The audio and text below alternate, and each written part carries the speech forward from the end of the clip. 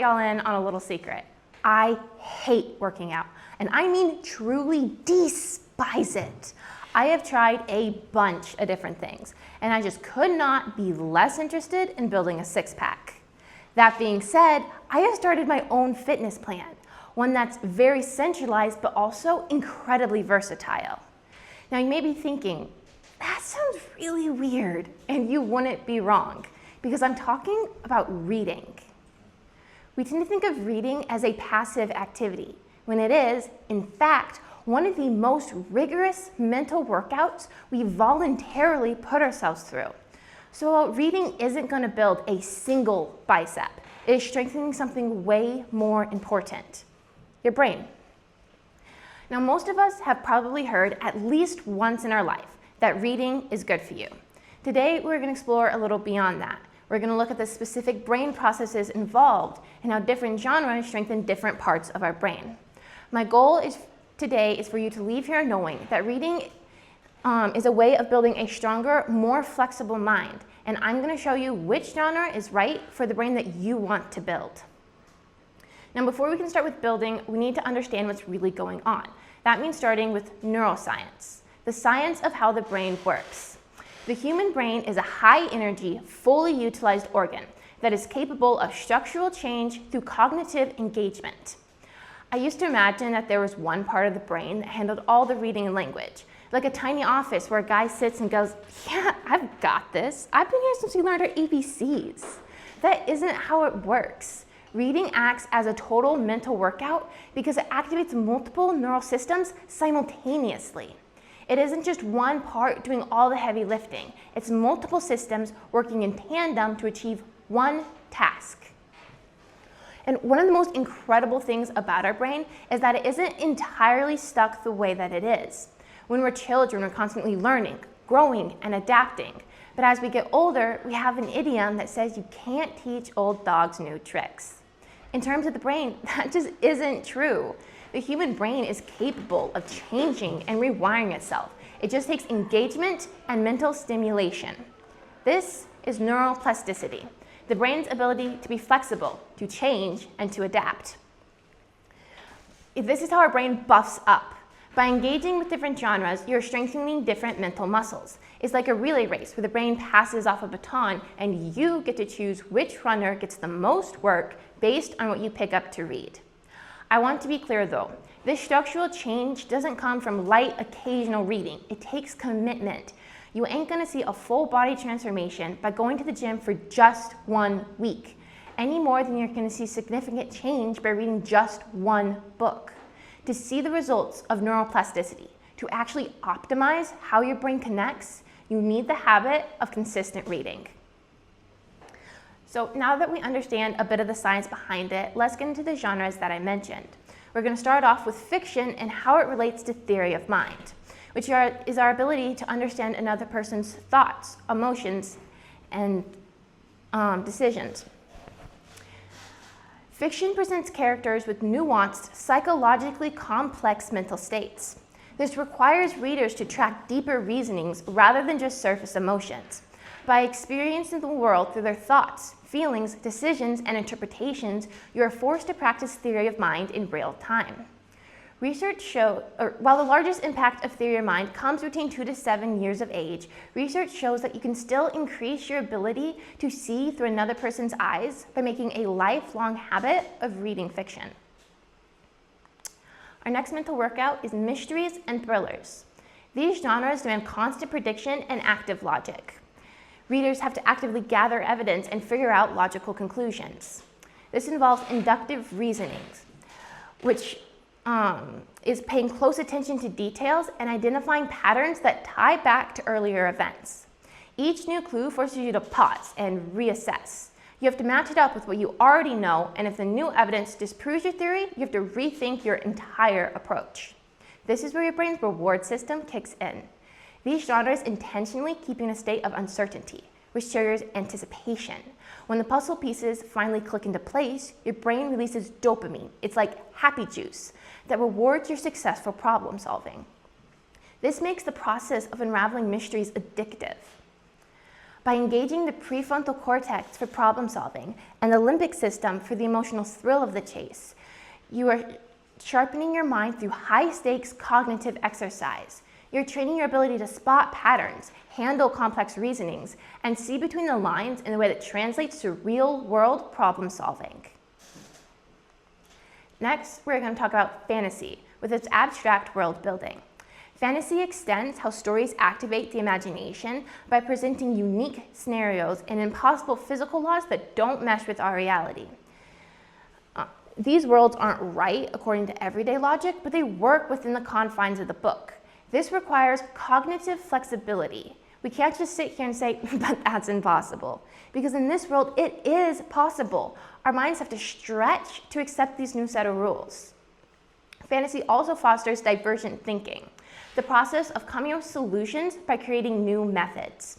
When you're immersed in these worlds, you start exploring possibilities that wouldn't usually exist. First, you have to accept how the strange world works. Then, you have to navigate it alongside your character. When the character faces a crisis, you find yourself thinking, how are they going to solve this? This gives you the opportunity to come up with creative solutions that wouldn't work in our world. This trains your brain to look past the obvious and see the possible. Next, we have nonfiction, which trains careful thinking and evaluation. Argumentative nonfiction focuses on gathering information and analyzing events. Unlike the immersion we find in fiction, nonfiction requires epistemic vigilance, the mental discipline of assessing evidence and distinguishing between solid reasoning and mere rhetoric. It engages the prefrontal cortex, the part of the brain that is responsible for critical thinking, facts, and logical frameworks. Nonfiction also sharpens analytical thinking and logic. As a strategic reader of nonfiction, you're constantly building connections between the text and what you already know. This forces you to stop and ask, wait, is this true? Does this match up with what I already know? Does this make sense? This is more than just reading for information. It trains you to weigh evidence, spot logical fallacies, and prioritize the extraction of data over mere entertainment. In short, nonfiction is a mental exercise that sharpens our evaluation muscles. Finally, we have poetry, which trains your brain to handle ambiguity and pay attention to nuance. Poetry packs a lot of meaning into a few words. This forces your brain to slow down and think in more complex ways. Brain imaging actually shows that reading poetry maintains activation across multiple regions longer than prose. What this means is that after you are done reading a poem, your brain is still trying to figure it out. This happens because of defamiliarization. Poets often use unusual word combinations and inverted syntax that break our automatic reading habits. Because the familiar pathways don't work, your brain has to pay intense attention to every syllable and line break. Poetry also enhances your sensitivity to language. It engages the right hemisphere, which is responsible for language, music, and pattern recognition.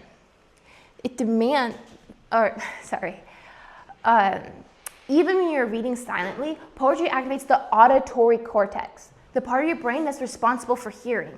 What this means is that essentially you are hearing the verse with your eyes. This deepens your sensitivity to language and triggers stronger responses in your brain's emotional centers. Most importantly, poetry builds a tolerance for ambiguity. It demands that you get comfortable with the idea that there isn't a single right answer. In poetry, two opposite interpretations could both be correct. It's a mental exercise that forces your brain to sit with layered meanings, deepening your sensitivity to the world's complexities. So why am I talking about this today?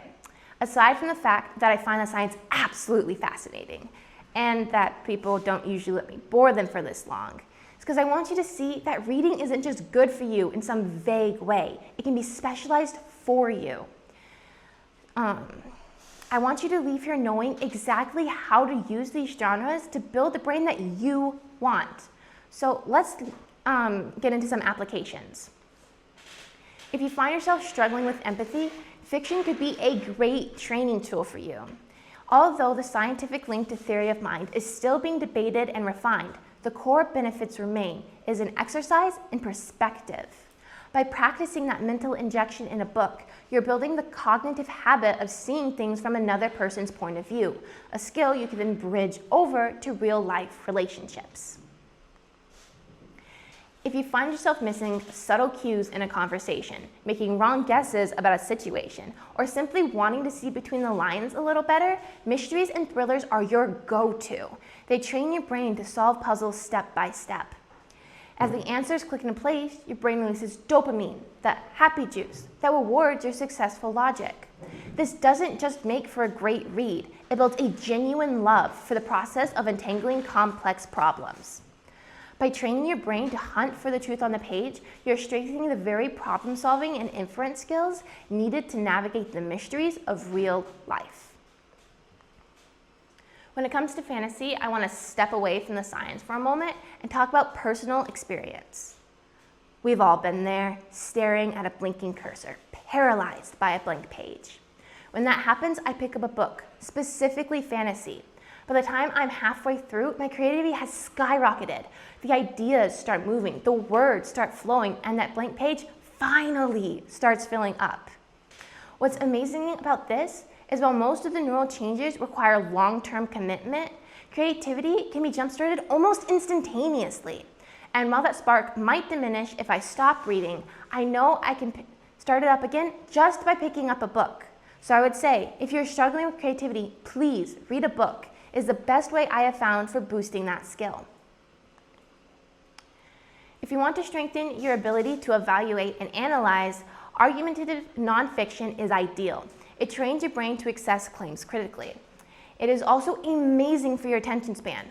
All the genres are, but nonfiction is especially great because it's not nearly as stimulating as the rest. You have to really focus on it. That's what's going to cause this evaluation that you're looking for. You can't just blow through it. You have to understand it. You have to think logically, ask why, attain evidence, apply it, and then move on. It's not, oh, I read this, this is true. You have to make that decision for yourself. So it's really an exercise in analytical thinking, logic. Finally, if you find yourself thinking in black and white, or struggling to see the nuance in a complex situation, poetry is going to be your friend, or, your enemy. Because if we're talking about black and white, poetry is a spectrum of colors. Because of its compressed meaning, it forces you to pay intense attention to every word, every rhythm, and every silence. If you're someone who feels unsettled when there isn't a single right answer, poetry is the perfect exercise for you. Because it teaches that there isn't just one way to see a line or a life. Poetry is a way of saying, yeah, there are answers, but there are answers plural. So the key takeaway is this. You have the power to train your mind intentionally. Reading is more than a hobby or a homework assignment. It's a form of self-directed brain training. Fiction enhances social cognition and theory of mind. Mystery trains predictive reasoning. Fantasy builds cognitive flexibility and imagination. Nonfiction sharpens analytical thinking. And poetry develops sensitivity to nuance and ambiguity. Over time, these choices influence how you focus, reason, and understand others. The question is not, should I read, but what kind of brain do I want to build? Thank you.